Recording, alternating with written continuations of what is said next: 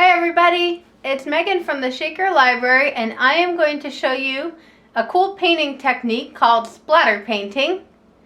And this is something that's probably best to do outside if you can, but if you do it inside, make sure that you cover up your workspace really well with something that's going to keep the paint from it. It's a little messy, but it's fun. So all you need is some acrylic or poster or tempera paint, and you might need to add a little bit of water to it. You'll want to put it into some kind of container that it's okay to get paint in. But I added a little bit of water to mine just so that they are a little runnier. I used acrylic paint. If you're using a thinner paint, you probably don't need to add water to it. You'll just need it to kind of flow off the brush a little bit. And then you'll want a few different paint brushes for each of your colors and something to paint on, so you can use a piece of paper, or I'm using this canvas that I had.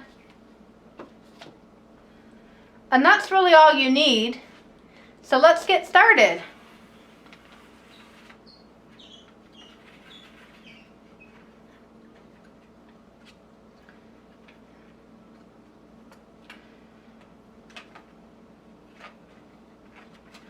So to start out, you'll just want to put some paint on your brush. Now if you're outside, you can kind of fling your brush at the canvas. But if you do that inside, it might go places that you don't want it to go, so you can just kind of tap your brush. And it still gives you a really cool effect. It just keeps the paint from going way too far and maybe getting on the wall or the floor or something.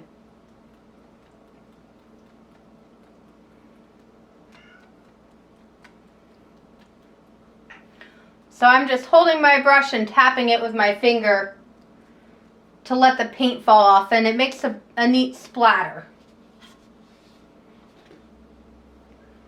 So if you can see that dark blue paint that kind of splattered on there.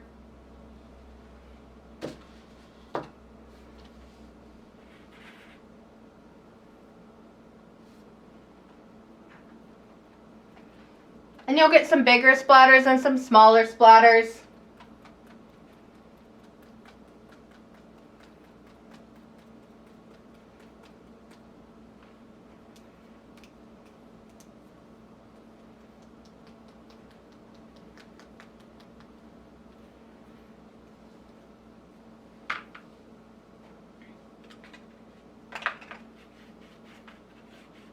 Now I'm going to try some silver.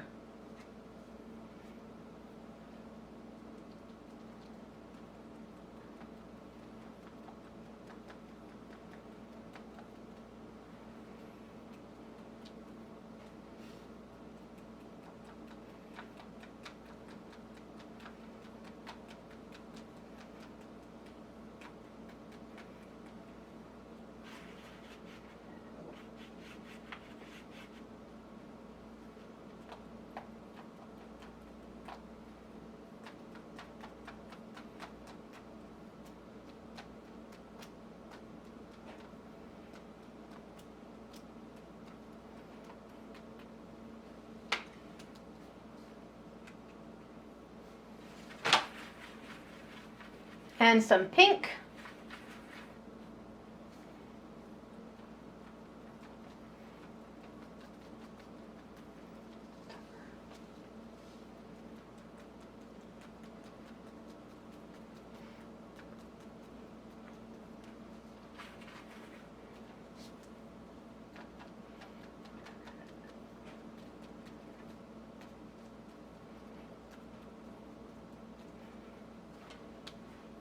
And then I have kind of a turquoise color.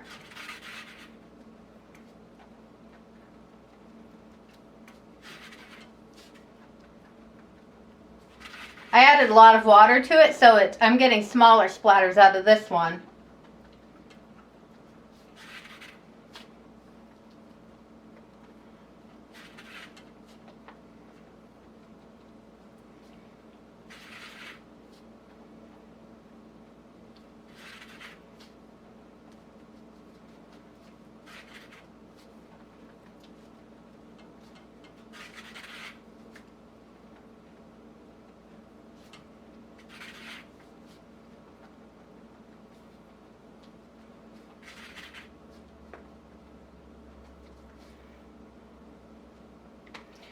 And if you have some bigger blobs and want to kind of spread them out a little, if they're watery, if you just sort of tilt your canvas around a little bit, your blobs will sort of run across the canvas or the paper and just make kind of neat lines.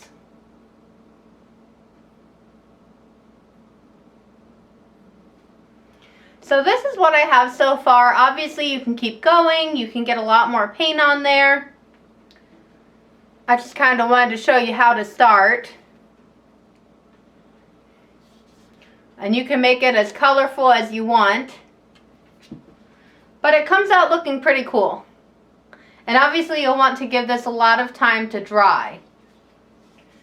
So leave it somewhere where it can lay undisturbed.